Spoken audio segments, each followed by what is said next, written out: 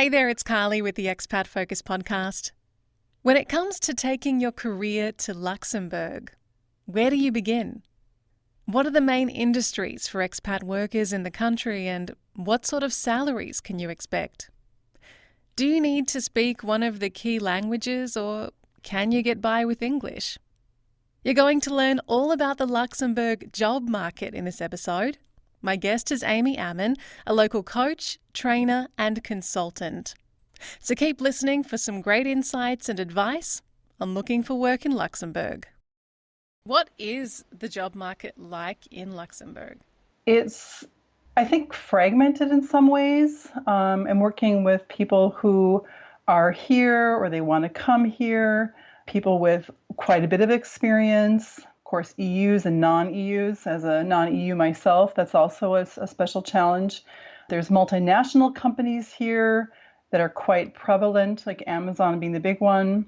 Of course, there's a lot of banking and finance, so that's really the tip of the iceberg in terms of the industries that are present here. There's not a lot of, let's say, traditional industry or consumer goods companies here or B2B that maybe are in bigger markets. And of course, there's a lot of EU institutions as well. And there's the, let's say, public or more Luxembourg market, but that's kind of not closed, but really difficult to get into for people. So while there's of course, everything's available in the market here, I think for, let's say, the expat, especially without maybe the languages or with a different profile other than finance, there's going to be some challenges. Does that mean that expats coming to Luxembourg are typically in that finance, banking, professional institution kind of area? Yes and no. What I'm seeing in the last few years, a lot of people being brought here are for a lot of transactional functions or some development functions, but a lot of people coming for maybe specialty areas. So that's one thing. If you have a special profile, especially like in IT, project management, business analysis, it's maybe not as prevalent as like the finance industry, but people are being brought here for that. You mentioned at the start non-EU and EU expat job hunters in Luxembourg. Who's got the advantage in the market? First and foremost, the EU and the French speaker. That said, for some industries, and we're seeing like more on fintech and some of the IT industries, there it's really around the skills. So non-EUs are, they're welcome to come in there, and the companies will bring them over because a lot of these skills, especially around digitalization and, workforce 4.0, a lot of those skills aren't available in the immediate region, so they're willing to bring people from abroad. I mean, literally all over the world, we see people coming over. So again, it's kind of diverse and fragmented in that regard. So where do you start as a foreigner looking for a job in Luxembourg? What would be your step one? When I work with people, either in-house or I'm coaching people externally, I kind of look at 4 key areas that I think are important and relevant for any job search. And I think, for here in the Luxembourg market, we can kind of adapt them as well, especially for this market. And again, depending on your own profile, to see how you can match into this like fragmentation. And so the first thing is really just to know yourself and know what you're good at, know your skills, know, how specialized you are, and looking at your experience, how you can bring that into a new position. So, because a lot of companies will want people who are plug and play. So again, it's either plug and play on your language or a certain specialty area or a certain background or maybe some business development you can bring in. And I think in terms of then not only now knowing who am I and what can I bring to the table, we want to put that in the clear format, like in your terms of your CV or preparing for interviews, so that you can really describe your responsibilities, describe your abilities. I think also in terms of one thing I'm seeing here in many of the companies, of course, they don't want an Anglo maybe CV with a lot of results orientation. They want to know, what have you done and what are your responsibilities? They want to see a very clear, crisp, easy to read resume or CV that's short, that really highlights your language skills and or any acquisition you're doing, and of course, what you've done and what you can bring into the market right now. And will they want your CV in English or in French or in Luxembourgish? That's a good question. Yeah, actually, many times I've seen job postings that are, with an English title, but the descriptions in maybe even in English, but they will say fluent French or Luxembourgish or German desired. The websites in French, actually, sometimes the websites are in even English, but like the information about the jobs are in French. Still send in your CV in English because, again, if you've got a great skill set that might be useful for them, or they're going into some area that's new, then the language wouldn't be the biggest barrier. Oftentimes, especially for, let's say, the international environment, English is okay. But having, I think, especially the ability to speak French or to prove your French language ability, that's really important for a lot of the positions. Again, maybe not in the big multinationals, but in sort of the smaller companies that are regional or European, then French would be useful. In terms of the Luxembourgish, that's becoming more important, but at this point, still largely again the French because of so many the French and the Belgian frontaliers working here, the border workers. Luxembourg is such a small country. Does that mean it's also a bit of a personable market and a little bit about who you know when it comes to job searching? Right, that's kind of my fourth point about your network. And again, I see two sides. A lot of people do get positions over job ads, which again is a classic way to get a position. There's a lot of direct contact by recruiters, either here in Luxembourg or especially from some of the foreign recruiters who will find you over LinkedIn. Many of them are based in UK or around Europe, so they're not really obviously recruiting into Luxembourg. So I always recommend to people to have a good LinkedIn site. And then, yes, the networking. That's sort of the third pillar of finding your position. And yeah, we hear stats that, 80% of the jobs in Luxembourg go by networking, about who you know. So definitely I recommend, whether that's true or not, I recommend people to really cultivate good relationships, join the chambers. They're quite active, like the British, the American, the Indian, the Polish, Romanian, and pretty much everyone is represented here. Or other professional or networking organizations, like I'm on the board of the Network, which is the oldest English-speaking networking organization for professional women. So we're always welcoming people to come and get to know other people, and just get to know people who are active in the market and either need a job or need to fill a position. There's a lot of other events like on Eventbrite and meetup groups that maybe aren't so much specifically for networking per se or for, job search, but just to get to know people is always a good way. So definitely, getting out and getting to know people, and you start to find your network and find people who are like-minded, and it's always someone who knows someone. So definitely that's a big thing here as well. This is always a bit of a sensitive one, Amy. When it comes to salaries and what you can expect in Luxembourg, I know it's one of the more expensive countries in terms of cost of living. I think that's a big minefield for a lot of people, especially those who've been working in Europe or are coming from the US, Silicon Valley, with really good, great skill sets, but and a according salary to that as well. And that's one thing that also was for me and for some other people kind of a shock or surprise in Luxembourg, that the salaries aren't that high. There's a lot of promotion on, the country promotes itself as having a high quality of living and a high salary rate, but it's also very expensive to live here.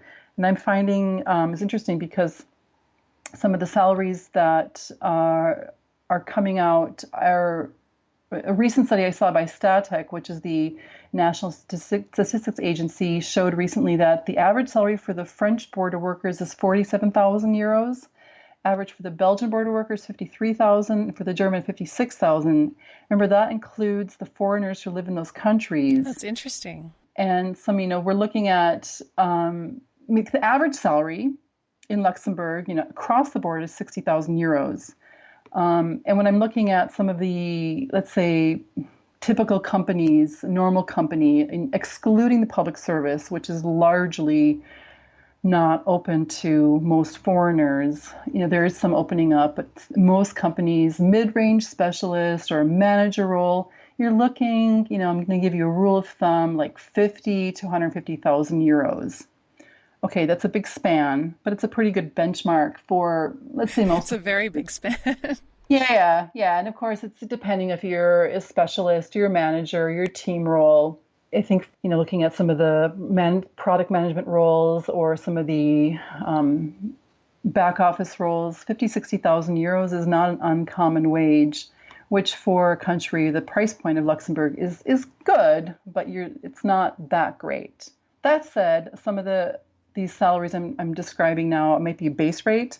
So there would be additional things like a bonus or stock units or something else to increase overall compensation, plus things like lunch vouchers, parking, and maybe transportation passes.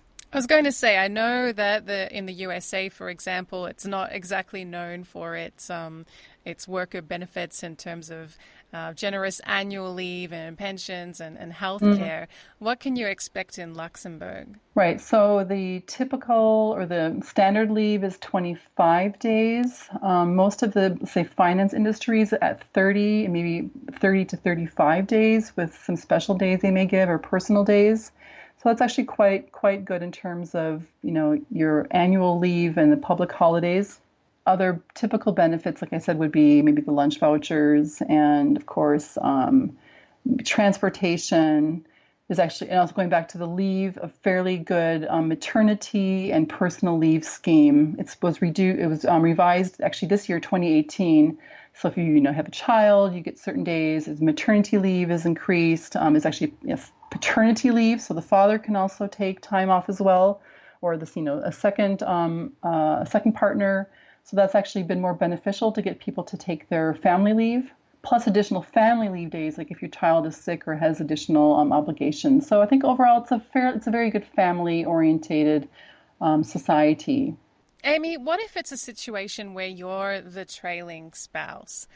Your partner has got an opportunity in Luxembourg. You're coming to, and Yeah. you need to find work, or you want to find something that's going to obviously get you more integrated and into this community. Right. I'm working with quite a few trailing spouses. And again, there's kind of that EU, non-EU, not divide, but that sort of, a first separator. There, we recommend to look at your qualifications and skills, and especially if you need your qualifications recognized by the government, that can be done. And classic, like in many countries, things like medical professionals or where there's a certain licensure, you might need to either get additional training or maybe fully blocked from the market or have to go into it by the side. So that's, of course, a reality to look at. Teaching professions, that's very protected here in Luxembourg, almost restricted to Luxembourgers. So again, something that maybe people would do in many other countries As in is teaching English, or teaching in school systems, right? That's more restricted in the Luxembourg school system. That said, there are some of the international schools which do take either qualified teachers or maybe substitute teachers, depending on their situation and your own abilities as well. For going into, let's say, a regular company, there it's kind of the classic things around the networking, getting involved, maybe doing some volunteer work, getting out. And that's what I'd recommend to people also, not just only do the volunteer work on the social side, but that's why, again, going back to the networking on professional side with the chambers, with the professional organizations, you're going to get more exposure to people who are looking for great skilled people. So that's one thing I, talk to, I guess women are the classic trailing spouses, to get out and maybe away from the purely social networking side. Amy, how can you make sure that your networking and your socializing and your building of contacts in a place like Luxembourg doesn't just exist in that foreigner expat bubble? How can you really break in to be making connections with locals? That's a good question because I talked about fragmentation, and that's also in even the expat community. There's the groups for the Americans and the Brits and the Poles and the Romanians and the Indians. And that's what we're seeing at the network, that there's a lot of activity and we're doing things in parallel. And is it really helping move, let's say, the foreign population, which is, half of the population in Luxembourg, is that really moving us forward? Question mark. And so I would say, no, get out, get to know other organizations. They're easy to find on Facebook, on Meetup. So they're very transparent. They're just out there. The language is an issue, but if you start learning French or learning Luxembourgish or get involved in a community organization, they're happy to have foreigners come and try. So if you're going out and you're being involved in a community organization, whether it's some sort of community service or even your local gardening club, they're happy to integrate you and start to get to know you if you want to get to know them. So that's one thing where it takes a bit of courage, takes sometimes a bit of energy to go out there and get out of your comfort zone, but definitely I recommend that. And in terms of some of the other more professional professional networking events, oftentimes they will have a translation service. It's maybe not always super advertised as such, but if there's a topic you're interested in, definitely sign up for it and try going for that, because there's a chance to hear the translation, or even if you understand a bit of it, you can always, of course, meet up with people and speak your own language afterwards as well during the after hour, the cocktail hour.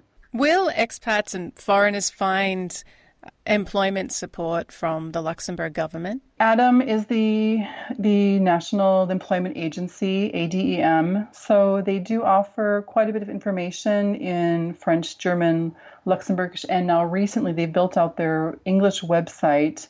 Most of their support staff will speak English. That said, the support is limited. Financial support is limited if you've only paid into their system, I think, for 6 or 12 months. So that's a limit there in terms of financial support. And in terms of job search support, it is limited.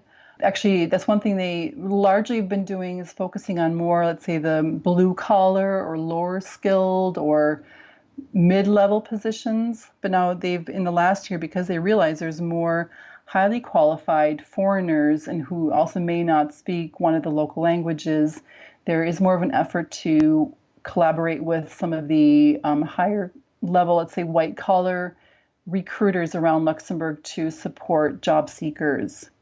So they'll offer, especially if you go to ADEM and get registered with them, they'll offer support to take language lessons at a very reduced rate, which is good, at the National Language Institute. And they'll offer some support, maybe not always financial, but in terms of recommendations of some of the training facilities from Lifelong Learning and some of the chambers that are offering more professional and personal development. And how difficult is it to transfer your existing qualifications or have them recognized in Luxembourg? For people with most of the, let's say, European educations and say classic Anglo education from America, Australia, UK, fairly easy. If it's a bachelor, a master, they have their tables and they have their registries of the major universities and major degrees.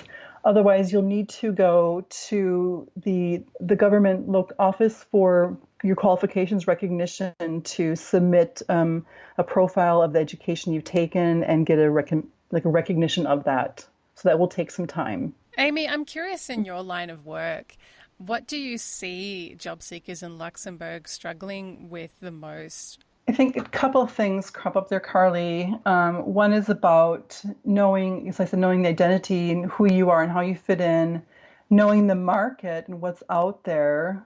Again, and see where can you fit in, because there's maybe a lot of places that you won't cut it. And so, that's why I try to work with my people to say, where's your niche, and find that your niche and find your gig, and then you're good. And especially for people who are in industries like STEM, there's not a lot of science technology here other than maybe IT, but a lot of the classic science fields, those are more non-traditional, or marketing, not very traditional.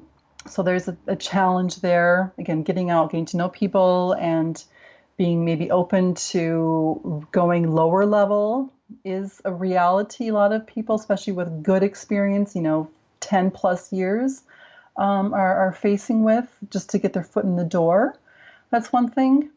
And I think another thing too is in terms of the job search process and the company process itself, or the organizational culture, sort of that what I call the identity piece. That's also, of course, once you're going to see it more once you're in the company, but that's something I'm seeing people not struggle with, but it's maybe something they haven't thought about so much. A lot of the culture here, it's even though we're quite international, quite multinational, a lot of companies have a fairly strong culture that is flavored by the frontalier or the Grenzgänger, so the border workers from France, Belgium, and Germany. So they constitute a big portion of the staff, but they haven't worked abroad so much, so they bring a lot of their own work culture and habits. I think it's one thing when we go into, France or Germany or, into an Asian culture, we really prepare ourselves for that culture, and we can see a more distinct difference between that culture and our own culture or our own personality.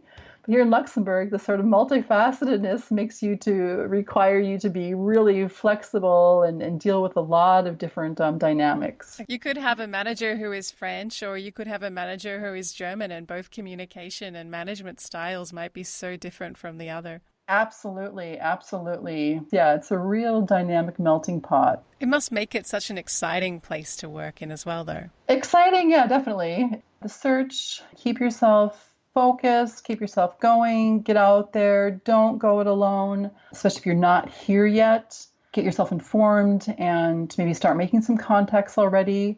Get your LinkedIn profile up and polished. And also in terms of, when you're coming here, be prepared for the cost of living. The salaries might be high, but the cost of living is quite high, and housing will be a lot of your expenses as well. But it's a great place to live. It's a lovely country.